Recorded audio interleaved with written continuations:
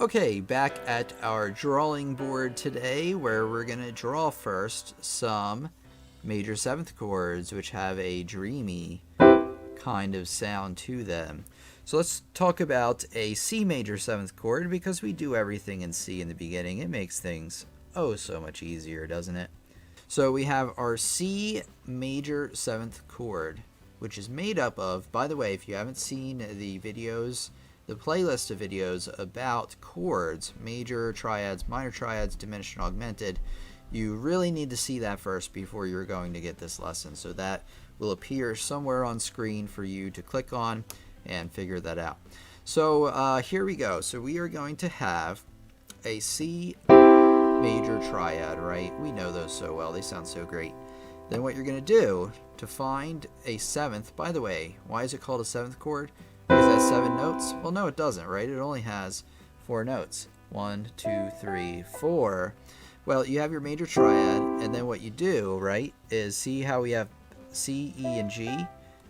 Well, you're going to take the top note, and actually, let me get rid of that top note. You're going to write whatever chord you're playing. So if you're playing C, right, you're going to just write a C an octave above there, which is where it would be. And then all you have to do is take that note and lower it by a half step. So now we have the notes C, E, G, and B. So that's what a major 7th is generally going to look like. Sometimes it's not going to look like that, because depending on where you are on the piano changes, you know, the amount of half steps in between the notes. Again, check out that playlist I mentioned so you understand everything, because that's really important. So here we have D major triad, right? And actually, let's pretend like we don't even have the 7th up there. Now, what are we going to do? We're going to take D, right? Here's our D. You're going to draw it up an octave. Or you're going to play it up an octave. I'll show you in a second. And then you're going to move that down by half step. But the problem with that is when you play it, it's not a D major 7th chord. And that's because the top note here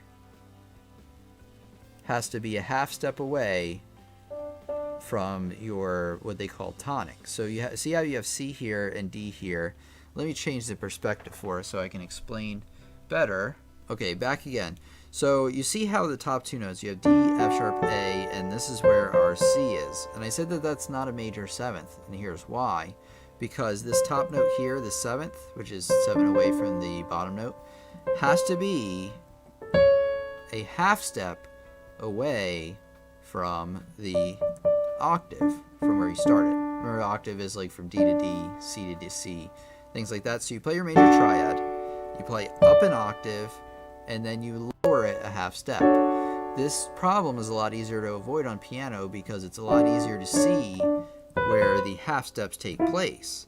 When you're doing it on paper, you have to remember that if you're talking about between like C and D, that has to be C sharp and D for it to be a half step. So the top note is going to be a C sharp. So now we have the right. Does that sound right to us? It should, because it has that dreamy sound to it. Okay, so here is the shortcut for a major 7th chord. You play a major triad. Boom. You go up, and you're going to play a note an octave above from your bottom note.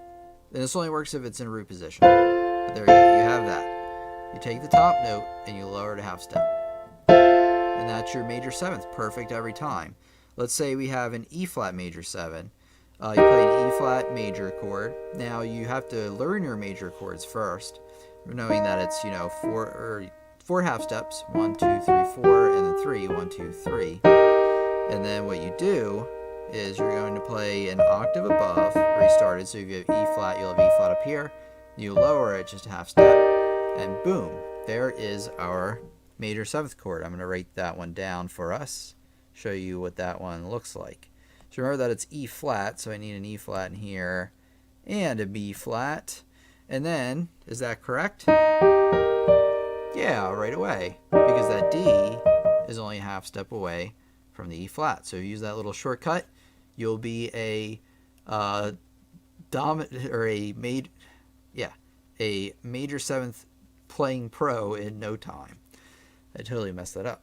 All right, so let's do a couple more.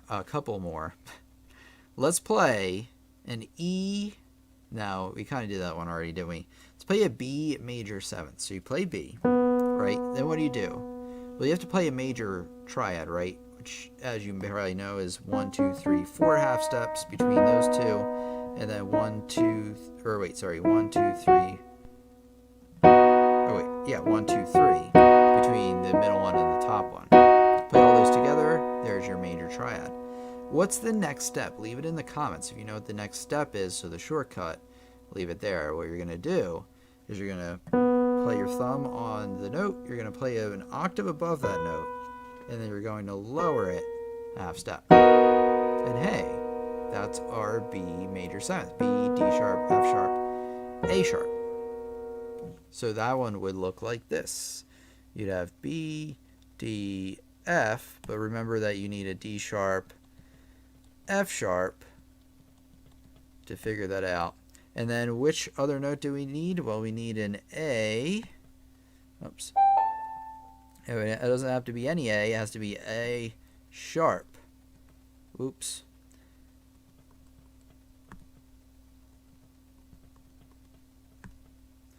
Has to be an A sharp. So you have B, D sharp, F sharp, A sharp. Sounds dreamy, right? So if it sounds dreamy, you are on the right track. A little practice assignment for you is you want to play a few major 7ths on your own. So what you want to do is you want to play a note, right? Like say we have E, right? Then you're going to play an E major triad and use a little shortcut to help you out. So you play the octave above, like mentioned in this video, and then you lower a half step. And I want you to play an E major 7th chord. I want you to play an A major 7th chord, a C major 7th chord, and a C sharp major 7th chord for extra difficulty. So let me know how you did in the comments, and we'll see how things go. And one more thing I want to mention to you is that if you are really serious about learning piano, that it's your dream, your ambition, and you want to go all for it, you want to go to my website, lessonsontheweb.com, where I have my online piano and music academy. So go there and find out how it can help you really go, 10 steps, 10 levels higher in your piano playing and music understanding ability. So anyway, thanks as always. This is Tim from Lessons on the Web. Glad I can help you chase your dream learning how to play the piano. So thank you so much and have a great day.